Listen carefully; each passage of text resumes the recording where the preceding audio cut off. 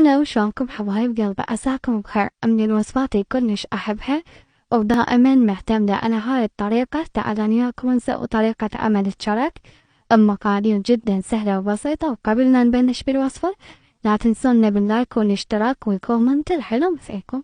وهنا راح نبلش. بسم الله. كيلو من الطحين منخول كل زين، وملعقات أكل ملح، وثلاث ملاعق حليب بودر. نخلطهم كل زين. وبعد هنا المواد السائلة كوبين مي، وملعقة أكل خميرة، ونص كوب شكر، وكوب زيت وصفار بيفتيل. نخلطهم وبعدها أضيفها الطحين بالتدريج، وإذا احتاجت مي عاد أضيف. وهنا أنا عندي ملعقتين من الزبدة، وانتظرهم مدة نص ساعة أو ساعة تختمر، وقطعها وهم انتظرها تختمر. وبعدها راح افتح العجينة بهالشكل هذا حتى نسويها ضفيرة. شوفوا بنات هاي الطريقة.